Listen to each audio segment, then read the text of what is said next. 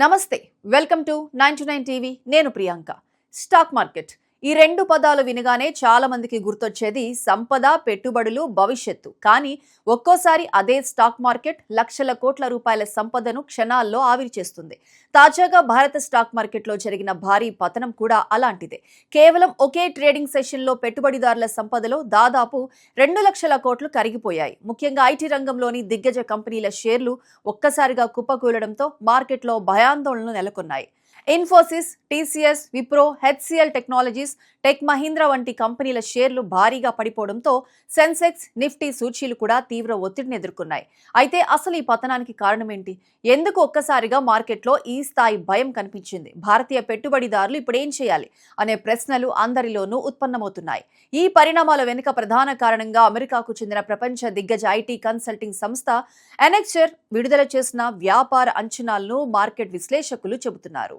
ఈ పరిణామాల వెనుక ప్రధాన కారణంగా అమెరికాకు చెందిన ప్రపంచ దిగ్గజ ఐటీ కన్సల్టింగ్ సంస్థ ఎసెన్చర్ విడుదల చేసిన వ్యాపార అంచనాలను మార్కెట్ విశ్లేషకులు చెబుతున్నారు ప్రపంచవ్యాప్తంగా ఐటీ సేవల డిమాండ్ మందగించే అవకాశం ఉందని కంపెనీలు తమ టెక్నాలజీ ఖర్చులను తగ్గించే దిశగా అడుగులు వేస్తున్నాయని ఎసెన్చర్ హెచ్చరించింది ఈ ప్రకటనతోనే ప్రపంచ ఐటీ రంగంపై నెగటివ్ సెంటిమెంట్ ఏర్పడింది భారత ఐటీ రంగం ఆదాయంలో పెద్ద భాగం అమెరికా యూరోప్ మార్కెట్ల నుంచే వస్తోంది అక్కడ డిమాండ్ తగ్గితే దాని ప్రభావం నేరుగా భారత కంపెనీలపై పడుతుంది అందుకే విదేశీ పెట్టుబడిదారులు భారత ఐటీ షేర్లలో అమ్మకాలు ప్రారంభించారు ఇన్ఫోసిస్ షేరు ఒకే రోజులో 8.4% వరకు పడిపోవడం మార్కెట్ను షాక్కు గురిచేసింది TCS tech Mahindra HCL technologies కూడా 8 నుంచి 9% మధ్య నష్టపోయాయి విప్రో షేరు అయితే దాదాపు 10% చేరువలో పతనమైంది సాధారణంగా ఇలాంటి పెద్ద కంపెనీలు ఒకే రోజులో ఇంత భారీగా పడిపోవటం అరుదుగా జరుగుతుంది అందుకే మార్కెట్లో భయాందోళనలు మరింత పెరిగాయి చిన్న పెట్టుబడిదారులు కూడా తమ షేర్లను అమ్మటం ప్రారంభించడంతో అమ్మకాల ఒత్తిడి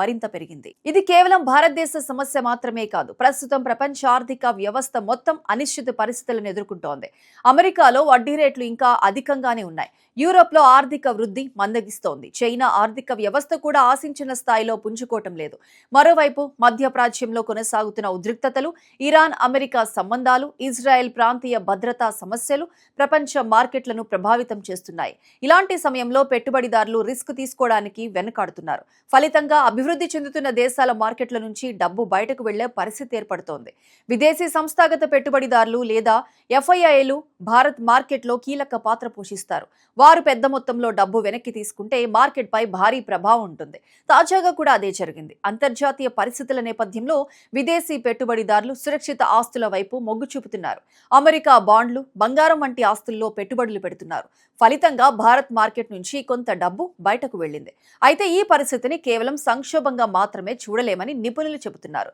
స్టాక్ మార్కెట్ చరిత్రను పరిశీలిస్తే ఇలాంటి పతనాలు కొత్తవి కావు 2008 ఆర్థిక సంక్షోభం 2020 కరోనా మహమ్మారి సమయంలో కూడా మార్కెట్లు భారీగా కుప్పకూలాయి కానీ తర్వాత అవే మార్కెట్లు చరిత్రలో ఎన్నడూ లేని స్థాయికి చేరుకున్నాయి దీర్ఘకాలికంగా చూస్తే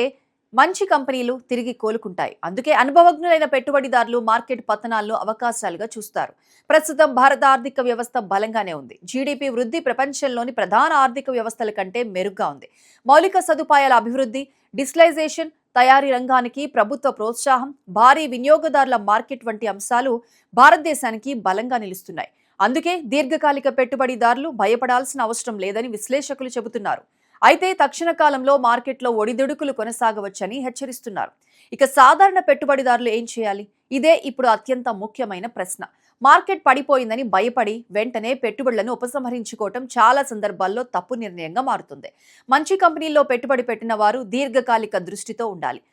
ఎస్ఐపి ద్వారా మ్యూచువల్ ఫండ్స్ లో పెట్టుబడులు పెట్టేవారు మధ్యలో ఆపకుండా కొనసాగించడం మంచిదని నిపుణులు సూచిస్తున్నారు ఎందుకంటే మార్కెట్ పడిపోయిన సమయంలోనే తక్కువ ధరలకు ఎక్కువ యూనిట్లు లభిస్తాయి